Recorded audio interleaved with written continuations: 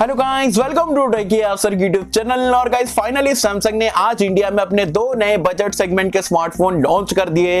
जो पहला स्मार्टफोन है वो आपका सैमसंग गैलेक्सी F12, जो दूसरा स्मार्टफोन है वो आपका सैमसंग गैलेक्सी F02s। तो क्या ये स्मार्टफोन को आज की डेट में इंडिया में परचेस करना चाहिए, क्या है प्राइस पॉइंट, क्या है स्पेसिफिकेशन, सारी चीजें बताने वाला हूं, अपने ऑनेस्ट ओपिनियन जो आप लोगों के साथ में शेयर करने वाला हूं। तो कर देना वीडियो को लाइक, वीडियो का लाइक का टारगेट रखते हैं हम 3000 लाइक्स का। आई होप क्या पर आप कर दोगे। सो गाइस चलिए वीडियो स्टार्ट करते हैं।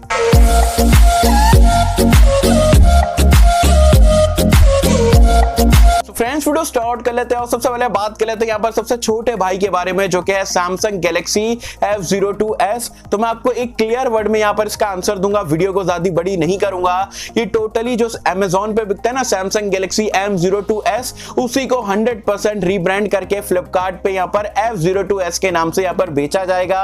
एंड प्राइस पॉइंट की बात करें, 332 वाला आपको 9000 रुपए में मिलता है और 464 वाला आपको 10,000 रुपए में देखने को मिलता है। एंड टोटली ये स्मार्टफोन को मैं बोलूंगा आप इग्नोर कर सकते हो, आप इसको स्किप कर सकते हो, बिल्कुल भी वर्थ नहीं है। एंड स्पेसिफिकेशन के बारे में जानना है तो गैलेक्सी M02s अमेजोन पे जो बिकता है आप उसकी तरफ देख सकते हो। प्राइस पॉइंट भी आपको सिमिलर देखने को मिलती है। तो पूरा का पूरा स्मार्टफोन जो अमेजोन से उठाए और F नाम डाल दिए और यहाँ पर फ्लिपकार्ट पे नया स्मार्टफोन बन के रेडी हो चुका है और अब इसको बेचा जाएगा।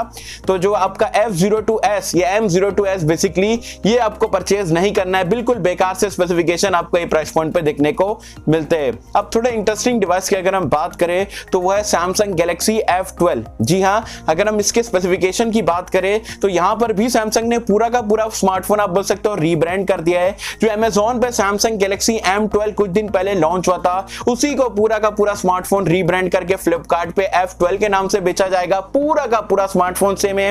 इनफैक्ट जो प्राइस पॉइंट है वो भी आपको आइडेंटिकल देखने को मिल जाती है। जो यहां पर भी आपको दो वेरिएंट में ये लॉन्च करा गया है। जो 464 वाला वेरिएंट है वो आपको देखने को मिल जाता है 11,000 रुपए की प्राइस पॉइंट पे, जबकि ऊपर वाला वेरिएंट है 4128 वो आपको देखने को मिलता है 12,000 रुपए की प्राइस पॉइंट पे। स्पेसिफिकेशन की अगर हम बात करें तो पूरा आपको जो M12 वाले देखने को मिल जाते हैं। और डिजाइन की अगर हम बात करें तो यहाँ पर अगेन आपको जो है M12 जैसे ही डिजाइन बैक पैनल देखने को मिलता है। टिपिकल सैमसंग का स्मार्टफोन लगता है एंड पॉलीकार्बोनेट बैक के साथ में आपको देखने को मिल जाता है। डिस्प्ले की अगर हम बात करें तो वही आपको 6.5 इंच का एक वाटर ड्रॉप नॉच वाला डिस्प्ले मिल जाता है। 90 हर्ट्ज का रिफ्रेश रेट है, लेकिन जो डिस्प्ले है रेजोल्यूशन आपको HD प्लस का देखने को मिलता है। जबकि अगर हम बात करें रैम रोम की तो ये दो वेरिएंट में लॉन्च करा गया है, 464 और 4128। ट्रिपल कार्ड स्लॉट आपको देखने को मिलता है। eMMC 5.1 का स्टोरेज टाइप भी देखने को मिल जाता है। परफॉर्मेंस के लिए यहाँ पर आपको एक्सीनोस का 850 वाला चिपसेट देखने को मिल जाता है, जो कि 8nm टेक्नोलॉजी पे बेस्ड है। एंड 11,000 रुपए की प्राइस पॉइंट पे इससे फार बेटर आपको ऑप्शन मार्केट में अवेलेबल है। बट सैमसंग है, खुद का प्रोसेसर है, तो ठीक ठाक सी आपको परफॉर्मेंस मिलेगी, इतना कुछ ज्यादा एक्सपेक्टेशन नहीं रखना। कैमरास की अगर हम बात करें जो कि सबसे ज्यादा आप बोल सकते हो हाईलाइट करा जा रहा है, यहां पर आपको बैक में क्वाड कैमरे का सेटअप मिल जाता है। जो प्राइमरी सेंसर है वो आपको 48 मेगापिक्सल का मिलता है। 5 मेगापिक्सल का अल्ट्रा वाइड एंगल कैमरा है, 2 मेगापिक्सल का मैक्रो है, 2 मेगापिक्सल का डेप्थ सेंसर है। सेल्फी के लिए यहां पर आपको 8 मेगापिक्सल का सेल्फी कैमरा देखने को मिलता है। एंड्रॉइड वर्जन और UI की अगर हम बात करें तो आउट ऑफ द बॉक्स आपको एंड्रॉइड 11 मिल जाता है। One UI 3.1 पे यहां पर ये रन करेगा। सेंसर्स की अगर हम बात करें तो यहां पर आपको सारे सेंसर देखने को मिल जाते हैं, लेकिन जायरोस्कोप यहां पर आपको देखने को नहीं मिलता है। साथ ही में साइड माउंटेड फिंगरप्रिंट स्कैनर है, फेस अनलॉक का फीचर है, 3.5 हेडफोन जैक का सपोर्ट भी देखने को मिलता है। स्पीकर की अगर हम बात करें तो बॉटम फायरिंग आपको सिंगल स्पीकर जो है देखने को मिलता है। बैटरी लाइफ की अगर हम बात करें तो यहां पर आपको 6000 mAh की बैटरी देखने को मिल जाती है टाइप C पोर्ट के साथ में। एंड 15 वॉट का सेसो कॉल सैमसंग फास्ट चार्जर बोलता है, लेकिन वह है नॉर्मल चार्जर, तो वही 15 वॉट का आपको फास्ट चार्जर जो सैमसंग की तरफ से देखने को मिल जाएगा। तो कुल मिला के आपको ये पूरे स्पेसिफिकेशन देखने को मिलते हैं सैमसंग गैलेक्सी F12 स्मार्टफोन में। एंड अगर हम बात करें इसके प्राइस पॉइंट तो जैसे कि मैंने आपको बताया 464 वाला वेरिएंट आपको 11,000 रुपए से स्टार्ट होता है एंड ऊपर वाला वेरिएंट आपको 12,000 रुपए में देखने को मिल जाता है। तो क्या ये स्मार्टफोन आज की रेट में आपको देखना चाहिए? तो मैं बोलूंगा यार, अगर आप पूरा ओवरऑल मार्केट देखोगे ना तो इससे फार बेटर आपको ऑप्शंस मार्केट में देखने को मिलते हैं।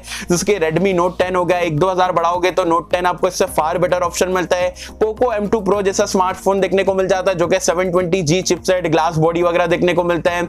Realme के कुछ आपको बेटर डिवाइसेस वगैरह देखने को मिलते हैं, मोटरोला के कुछ डिवाइसेस देखने को मिल जाते हैं। तो यस, मार्केट में आपको बहुत सारे ऑप्शन देखने को मिल जाते हैं। तो क्या ये स्मार्टफोन बेकार है, नहीं लेना चाहिए या लेना चाहिए? तो मैं बोलूंगा ये स्मार्टफोन की तरफ अगर आपको देखना है तो डेफिनेटली देख सकते हो ये, लेकिन उन लोगों को मैं रेकमेंड करूंगा भाई जो सैमसंग के बहुत ज्यादा डाई हार्ट फैन है, मतलब मेरे को सैमसंग का ही फोन चाहिए, मेरे को Realme, Xiaomi, Poco, मोटरोला वगैरह स्मार्टफोन नहीं देखना है, मेरे को सैमसंग का ही फोन चाहिए एंड मेरा बजट है अराउंड 10 से 11,000 रुपए का, तो डेफिनेटली आप ये स्मार्टफोन की तरफ देख सकते हो। एज अ सैमसंग आप देख सकते हो प्राइस पॉइंट वगैरह जो सैमसंग बेसिकली रखता है उसके हिसाब से आप बोल सकते हो जो F12 वाला पर्टिकुलर जो मॉडल है उसकी तरफ आप देख सकते हो। एंड अगर आप पहले फ्लैश सेल में लेते हो तो 1,000 रुपए का आपको ICICI बैंक के क्रेडिट कार्ड पर ऑफ देखने को मिलता है। तो इफेक्टिवली जो 464 वाला वेरिएंट है आप 10,000 रुपए की रेंज में सैमसंग के बहुत बड़े फोन है और सैमसंग का ही फोन चाहिए तब आप 10,000 रुपए की रेंज में इसकी तरफ देख सकते हो। लेकिन आप ऐसे बंदे हो कि नहीं यार मुझे 10,000 11,000 रुपए में बेस्ट स्मार्टफोन चाहिए,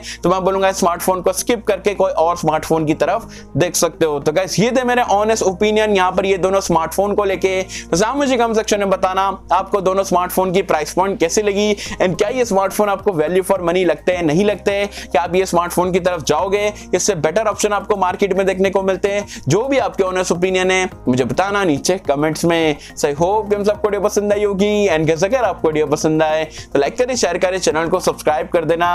मैं मिलता हूं आपसे किसी वीडियो में, जब तक के लिए थैंक यू।